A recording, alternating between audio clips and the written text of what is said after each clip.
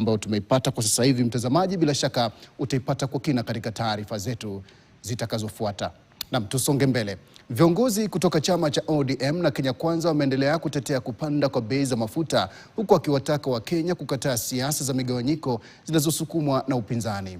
Wakizungumza katika kaunti ya Kakamega na Uasin Gishu, walisema upinzani hauna mpango wa maendeleo wa wazi na kuwataka pia wananchi kuunga mikono mipango ya kiuchumi na miundombinu inayoendelea kabla ya uchaguzi mkuu mwaka 2027.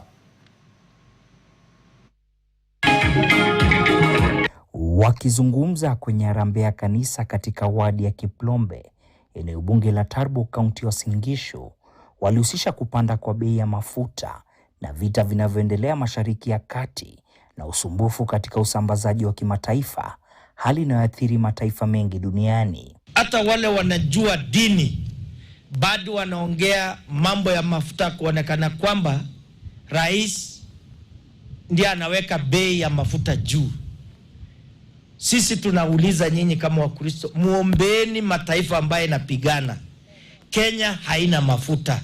Watu walipoteza maisha, magari ilichomwa, mali iliharibiwa, wezi waliingilia katikati wakaiba, na wakati walienda kuongea walielezwa, wakafunguliwa vitabu na wakaona kweli ni hivi ambayo inafaa iwe. Waliongeza kuwa kupanda kwa bei ya mafuta kunashuhudiwa katika bara zima, wakitaja Ethiopia, Burundi na Msumbiji kama mifano ya nchi zinazokabiliana na uhaba na foleni ndefu. Ethiopia hakuna mafuta. Tushukuru Mungu, William Ruto mtoto wenyu waleta G2G, hata kama mafuta ni ghali, lakini tuko na mafuta kwa petrol stations zetu. God hates double standards.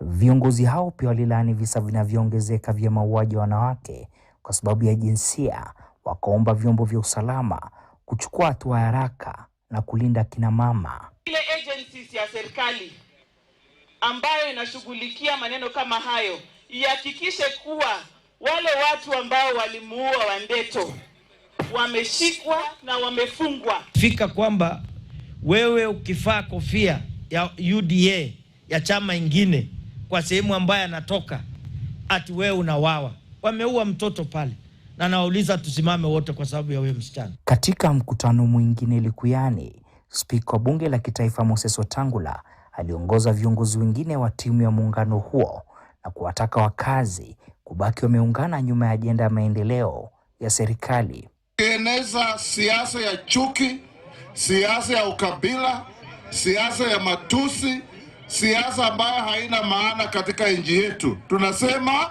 washindwe. Mambo ya maji, mambo ya stima, mambo ya soko, sisi tutampatia 2 term in 2027. Walihitimisha kwa kusema kuwa siasa za kujenga zinazozingatia maendeleo zitasaidia pakubwa badala ya maneno ya chuki. Elvis Kosgei, KTN.